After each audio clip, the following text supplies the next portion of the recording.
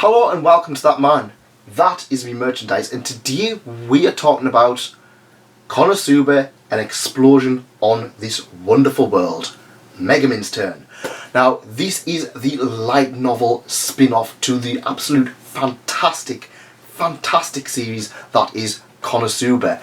Now, the first thing that some people will be thinking is like, oh, it's a spin-off. Oh, spin-offs aren't usually quite as good.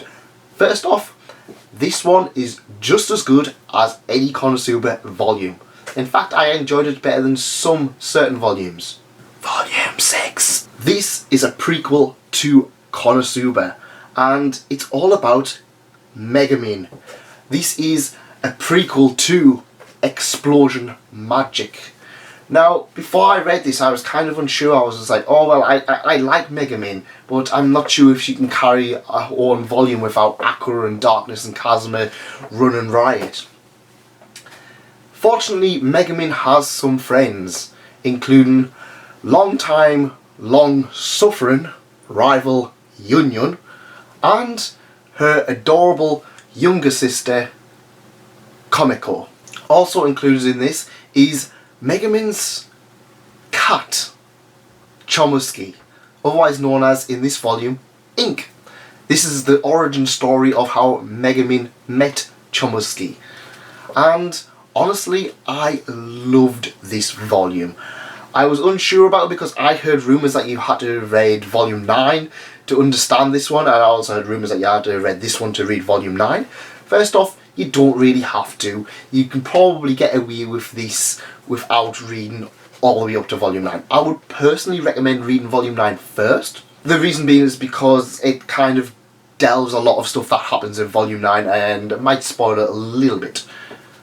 So, this is the origin story of Megumin, as she is enlisted in the Chunibyo school, I would call it, the magic school, and she has her heart set on discovering, learning the all-powerful magic explosion.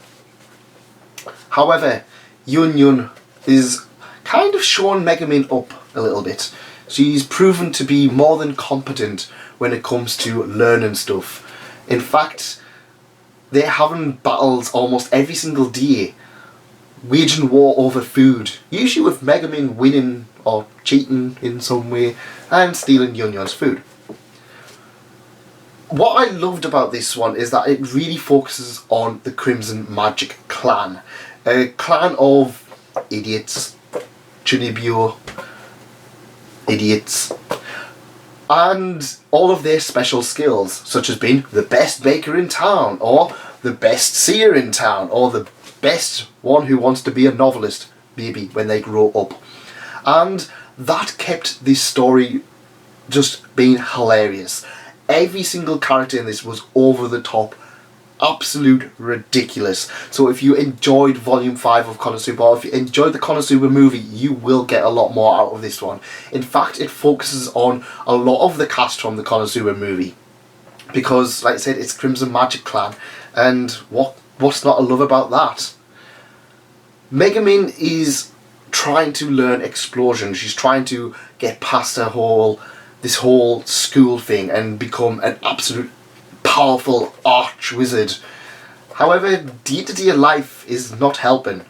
Megumin's family are absolute dirt poor, and she's having to look after her younger sister, who seems to be having her own spin-off adventure of her own. That's right, within this spin-off is another spin-off focusing on Komiko, and honestly they were some of the best parts of this novel. Komiko's whole thing of discovering a puzzle in the wood that may or may not be the seal for an ancient demon lord, and her managing to control all of these demons just by being bossy. Komiko is an absolute fantastic character, and I feel that she's quite underrated when it comes to Konosuba. Honestly, I was just laughing no matter what was happening in this. Apart from that, we also see Yunyun having quite a bit of friends. Whether or not they have ulterior motives for being a friend, but she does seem to be a lot more popular than the original series does kind of focus on. Things I did love about Konosuba and Explosion in This Wonderful World is how much stuff it references to the later series. Much like Combatants Will Be Dispatched, it's very much kind of like, if you like Konosuba, you'll enjoy this. Here's some references that you're gonna get. Like I said, a lot of the stuff is Crimson Magic Clan, so Volume 5, and again I would probably say Volume 9 pretty much have to be read so far. However, for example, we hear about Darkness frequently comes to the village because she actually finds Megumin's father's works to be quite useful.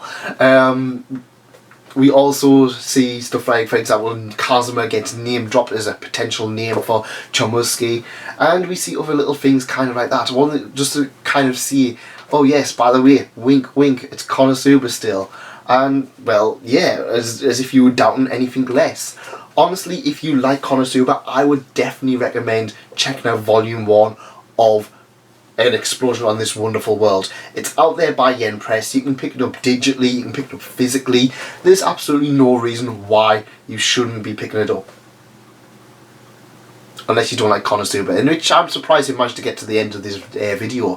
Thank you very much for that, and thank you very much for reading. If you did like this, please leave a like, please consider subscribing, and let me know in the comments what you think about Konosuba, An Explosion on This Wonderful World. Did you enjoy it? Did you hate it? Or did you just want to read something else? Let me know. Thank you very much for coming, and thanks again for staying. Goodbye.